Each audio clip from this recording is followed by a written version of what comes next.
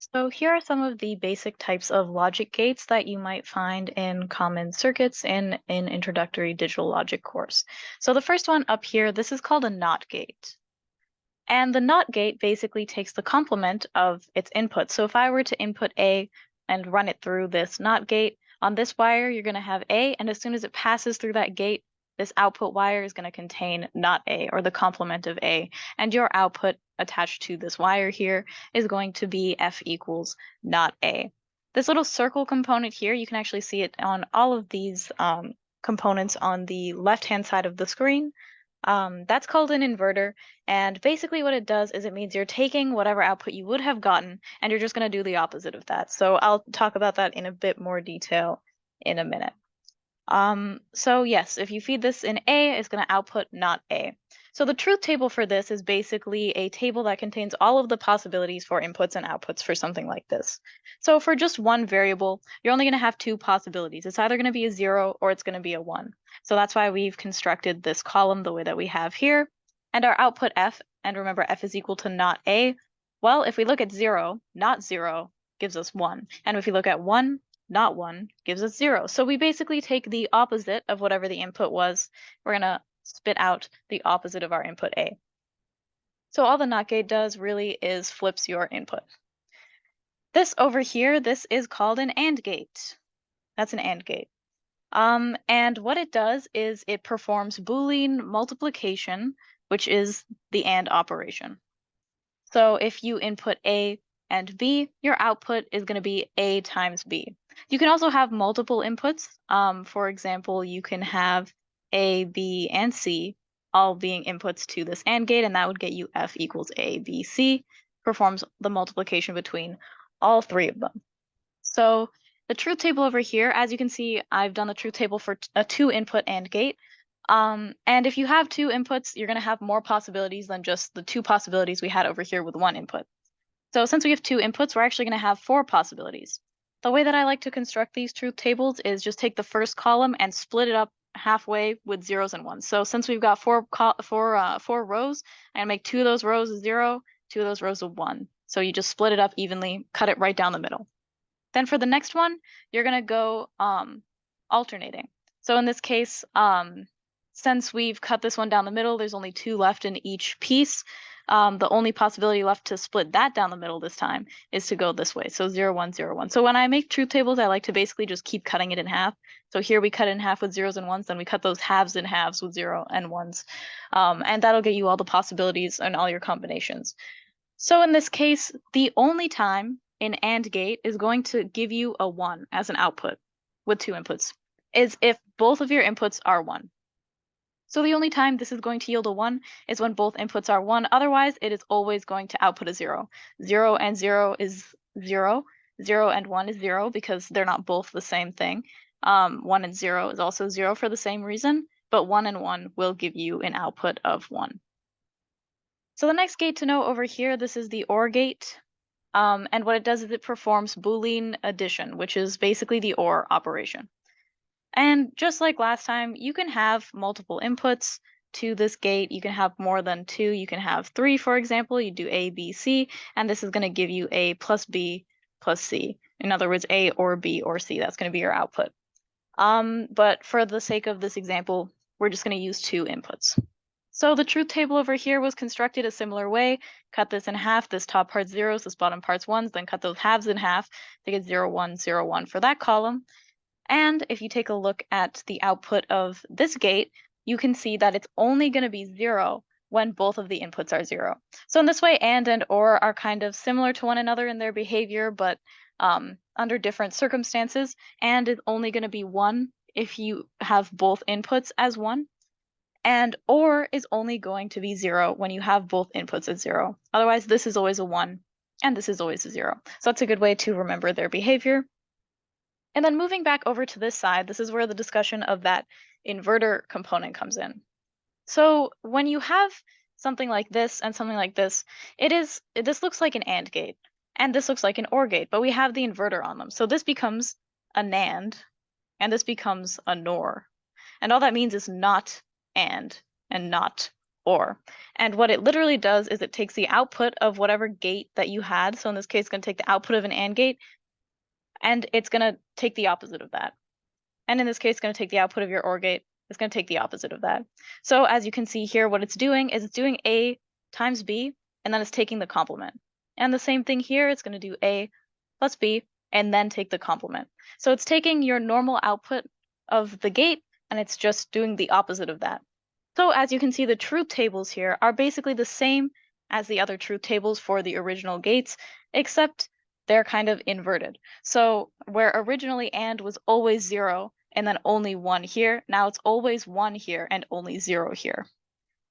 And where OR was originally always 1 and then only 0, it's flipped so that now here it's only 1 and here it's always 0. So in this case, with a normal AND gate, it's only going to be 1 when both inputs are 1. In this case, when both inputs are 1, it's going to be 0. Here, it's only going to be 0 when both inputs are 0. But here, if both inputs are 0, it's going to be 1. So it's like taking the normal result of these gates and just doing the opposite. That's a good way to remember it. So let's do some examples of how we can draw a given Boolean function using these gates. All right, so let's draw f equals ab plus cd. So if we were to kind of break this down here, we have this multiplication, and that addition. So really we have an AND gate here, an AND gate here, and an OR gate that's going to operate on both of the results of those AND gates. So we know we're going to need 2 AND gates total. We've got 1 here and 1 here, and we're going to need 1 OR gate total. And both of these are going to have 2 inputs, and this one is also going to have 2 inputs because this is 1 input and this is 1 input. So here we have 1 2 input OR gate, and here we have 2 2 input AND gates. So let's go ahead and draw it out. So we have our inputs A and B, and they're going to both go into the first AND gate here. And on this wire now, this wire is going to contain AB because that's the output of A and B passed through an AND gate. And this is just 1 2 input AND gate. Now we can take C and D and do basically the exact same thing. So we're going to pass it through another 2 input AND gate, and then the result on this wire here is going to be CD. And now we have AB and we have CD, and both of these need to be inputs into an OR gate. So we can run them through an OR gate like this. So now this OR gate, it's taking in AB as an input and CD as an input. And on this wire, the output of the OR gate, you're going to have AB or CD because you've taken the OR operation of these 2 products here. And this is your final function. So this is your result f. F equals AB plus CD. So that's how you would draw that. All right, so let's go ahead and try this example here. So we have f equals ABC plus not D. So here we can see that we're going to have a 3 input AND gate. And here we know we're going to have to take our normal input D and run it through an inverter to get not D. So we're going to need 1 inverter. And when I say inverter, I really just mean a NOT gate. And then this entire thing, since we're taking this part and we're going to OR it with this part, we need a 2 input OR gate. This is our first input, this is our second input, and we're performing that operation on them. So we're going to need 1 big 2 input OR gate. So knowing that, let's get started on drawing it. So we have our inputs A, B, and C, and all 3 of these are going into an AND gate. So that's our 3 input AND gate. And the output of this, the wire that's going to come out of this AND gate, this wire is going to contain A, B, C, because it's going to take the product of all of them. And then we can take our input D, this is a new input, and we're going to have to run it through an inverter. And so once it's on the other side of that NOT gate, we know now we have NOT D. And then both of these outputs, so the ABC and the NOT D, they're going to get fed into this final big 2 input OR gate. And the result of this is going to be ABC ORed with not D, and that's your function f. So that's how you would do that problem. So let's try this problem here. So we're going to have a 2-input OR gate there, followed by a 2-input AND gate here. And then this whole thing is going to be within a 2-input OR gate, and this right here is going to be a NOT gate. And this right here is going to be a 2-input AND gate, and then the entire thing is going to be within a 2-input OR gate. So if we were to implement this, we can start with the A or B part. So we've got A and B, and they're both being pushed into this OR gate right here. And the output on this wire, this is going to be A or B. Now the result of this, we want to take the product with C. So we can take C, A, and B, or the A or B that we are outputting from there, and we can put them through an AND gate. So now on this wire, you're going to have A or B times C. And then this entire thing, we want to take the OR operation with not A.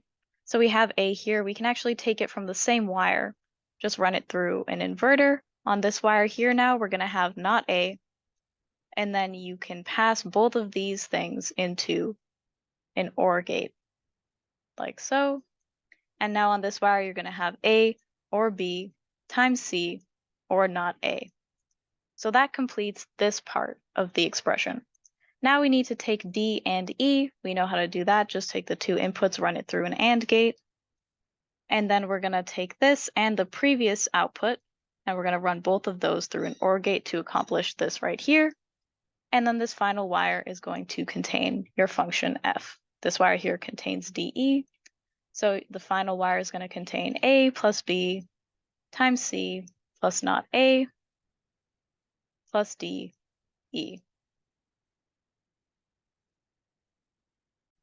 All right, in this last example, let's try to implement this. So for this part, you can actually use a NAND gate because what we're doing is we're taking A and B and we're taking the complement of it. So we can actually use a 2-input NAND gate for this. And then we're going to need a bigger 3-input, or actually 2-input AND gate to take the output of this part and take the product with C. And then you're going to need a 2-input OR gate to take the product with your other input D. So let's do the NAND gates. We're going to have A and B. We're going to run them through an AND, and then we're going to put the inverter on it. So now the result here is going to be A and B, or A times B, which is what you would have had originally with the AND gate. And since we put the inverter on it, we're going to take the complement of that. We can take our input C, and that's just going to stay as it is. These are both getting run through an AND gate. And now on this wire, you're going to have A, B, complement, and C. And then you're just going to take the OR of that with D, which is also just a fresh new input. So you can put this through an OR gate. So this wire here is going to contain A, B, C like this, or D. And that is your function f.